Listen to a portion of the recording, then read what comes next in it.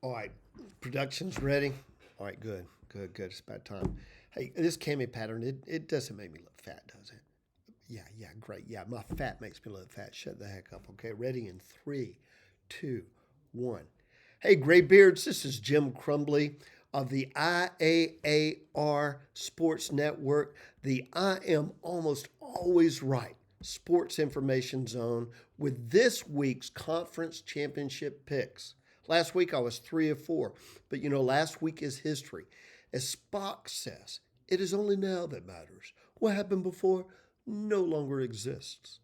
So now I can go on record with boldness and confidence and make my picks known to the world.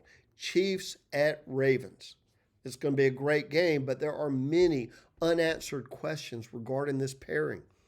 Number one, are the haters going to hate on Taylor Swift and Travis Kelsey? I couldn't pick out a Taylor song if my life depended on it. Heck, I was calling her Taylor Smith for weeks. But the haters, they're out of control. And mostly, they just seem to be old back in my day guys who are ticked that she's young and happy, and they ain't. Seriously, she seems just like a nice girl having fun. And maybe we should all learn to embrace the nice girl having fun that's hidden in all of us. I know that Rick has. But so what? Is it that big a deal? As far as screen time, it was true. First game, way too much. Now, there's actually people who track how much time Taylor is on screen for the Kansas City games. First game, 1 minute 48 seconds. But since then, she's only been running 4 to 12 seconds on the screen. If that's too much, get a life. If that's not enough, go to Entertainment Tonight. And as for Brittany Mahomes and Taylor's friendship and their hugging and shrieking like schoolgirls, it didn't mean anything. It's just indicative that they're like schoolgirls. So what? I like seeing people have fun and being happy. Don't you? Question number 2. Will Travis shoot a heart to Baltimore after his first TD? Everyone thought he was sending the heart to Taylor in Buffalo, but he says no. Bill fans were giving him hate, so he gave them love in return. Just another reason for haters to hate. But isn't that what Jesus would do? Anyway, number 3, my favorite question. Will Jason Kelsey take shots with the Ravens fans and drink beer in the stands like he did in Buffalo? Will he pull off his shirt and show his dad boobs to the world and embarrass his 9-year-old daughter? That was classic. Oh, sorry, I almost forgot there's a football game. So now to that. We've got an evenly matched setup here. Analytics and stats you can pour over ad nauseum, but really, let's just look at the total defense and total offense for both teams. Ravens are number 6 and coincidentally number 6 on offense and defense, and the Chiefs are number 9 on defense and number 2 on defense, number 9 on offense. Now, what's interesting to me is what team ranked higher offensively than the Ravens. You got the Dolphins, you got the 49ers, the Lions, the Bills, and the Cowboys. Heck, even the Falcons at number 17 averaged only 36 fewer yards per game than the Ravens. That shows you the equity of the NFL is real and that any team can beat any team on any given Sunday. But they got to show up. Think about it. The 49ers, which was number 2, averaged 28 more yards per game than Baltimore, which really doesn't sound like a lot, but it's actually a lot. But Baltimore's defense thumped the 49ers offense. The Ravens' defense, in fact, is equal to their heyday of Ray Lewis. They're formidable and beatable. Now, this year, the Ravens lost to the Colts. They lost to the Browns and the Steelers twice. Now, it was the last game of the season the second time. They were resting the starters, but they still lost. Now, early in the season, they won a close game against a very weak Cincinnati team. But by season end, they blew out the Dolphins 56-19. Now, because of the division they played in, the offense of the Fish was probably a bit deceptive, their strength. Similar to their governor's height deception, the Ravens' defense exposed the lift in the Dolphins' cowboy boots. Was the offensive strength of the Dolphins overblown, or the defense of the Ravens that stout? Perhaps the answer is found in the week before when the Ravens flew west and soundly beat the San Francisco 49ers on their own home field. They are the real deal. Now, John Harbaugh is as good of a coach as anyone in the game, and better coach actually than his brother Jim, but without all the manufactured drama of Jim Harbaugh. Lamar, he's an amazing talent. While Teflon Donald John has lost his no-stick coating, Lamar Jackson has found his. Like Murky the Turkey always said, them boys is slickery. The Chiefs will need to find a way to contain Jackson between the hash marks and force him to use his arm in the pocket instead of on the run. The Ravens receivers are solid, and their tight end, Mark Andrews, man, he was just reactivated from injured reserve. Lamar will need Andrews to quickly shake off that rust and provide an outlet when he is in trouble. Now, the Chiefs, their defense have held their opponents to 24 points or fewer in 18 of 19 games. This is the best defensive run since the famed Legion of Boom in Seattle during the 2013 season. As for Patrick Slickery Mahomes, he is the exception to the almost everyone comment regarding Lamar.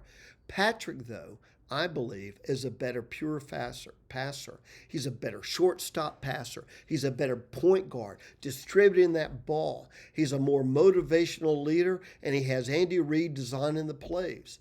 While the Chiefs' receiving core is weaker than last year's crew, they still have improved over the course of the season, and they still found a way to win. And in spite of the obvious talents on the offensive side of the ball, and in spite of Andy Reid's strength as an offensive-minded coach, the Chiefs have been winning with a solid defense. Here, though, is what I really love about the Chiefs. Man, they play loose. They play like they're having fun. They play like they have nothing to prove. They play for a fan base they love in a city that loves them back. They play for each other.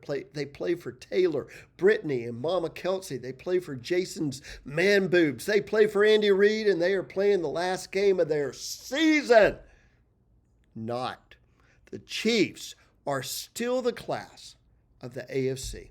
They are a dynasty capable of a Brady-Belichick run. Andy may or may not hang up his whistle. Regardless, he'll go out a winner. Chiefs by 2. Detroit at San Francisco. San Fran, they had a difficult October with a 3-game skid against the Browns, the Vikings, and the Bengals. Then they pulled it together and then lost another couple of games. But they're a solid team. The talent of the 49ers is amongst the best in the NFL. Mr. Irrelevant is no longer irrelevant. Way beyond being a mere game manager, Brock Purdy is a quality QB. He's a deceptively athletic, smart, and with great vision quarterback. He can run Shanahan's offense, and he's got the talent to win. This will be a great game. Both teams are evenly matched. There are tendencies, though, that the 49ers need to overcome. In big moments, Shanahan's teams tend to implode. Sure, there was 28-3. Everyone in Atlanta remembers that. But there was also 20-10, the 20-10 blown lead against Kansas City in Super Bowl 54 just a few years ago. There was also the NFC Championship game last year against the Eagles. More explainable, of course, because they lost 2 QBs in one game, but still, it leaves lingering doubt in a team. There was a loss to the Ravens just a few weeks ago when San Francisco, they could have made a statement. They simply whispered in submission. Those losses sting. They can either put a chip on a team's shoulder or create trauma leading to PTSD. Now, on paper, San Francisco wins.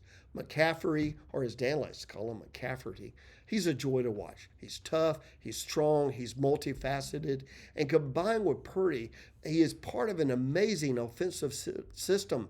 And don't forget Kittle. He is arguably the best tight end in the game today and amongst the best of all time. The Niners defense is outplaying their outstanding offense. They're complete. Now, if San Francisco is genius Silicon Valley, Detroit is true to his blue-collar roots. They have won the heart of the country. The Cowboys, they haven't been America's team for 20 years. Detroit, without the branding manipulation of Jerry friggin' Jones, has organically become the true America's team. They are the underdog that everyone pulls for. Their success is a reflection of their coach. He is tough. Dan Campbell is real. I love the guy. My favorite Dan quote is this: "We'll play on grass. We'll play on turf. We'll go to an effing landfill. It doesn't matter if you got one ass cheek and three toes. We're going to beat your ass." Golf, he reflects Dan. And in spite of leading the Rams to the Super Bowl just a few years ago, no one but Detroit believed in him. He's got a proverbial chip on his shoulder. He's got something to prove, and he's proven it. His coaches trust him. His team loves him. He can perform in the big games. Golf is also quietly one of the top quarterbacks in the game. His accuracy is awesome. His toughness is real. Detroit grits out wins. They are not West Coast weenies and wannabes, but old school smash mouth football on both sides of the ball. Detroit is also one of the toughest dome teams in the nation. They will not be intimidated playing in San Francisco. Detroit, they want to advance. They believe they can advance, but their lives are not dependent upon advancing. Their lives are dependent upon the team. They may not blow anyone out of the water, but the Lions have grit. They may not have the pedigree and history of the 49ers, but man, they got grit in spades. Now for the call. Dan Campbell, I hate to say it, man, but he's going to be out-coached. Dan Campbell will be out-strategized. Dan Campbell will be in way over his head. While it's true that a long neck, ice-cold beer never broke my heart, the heart of Tony Bennett, that Tony Bennett left in San Francisco, will be blackened and broken. Grit wins on Sunday. The Lions go to Vegas. San Francisco's black heart goes to Cancun to work on their tans. Detroit by 2.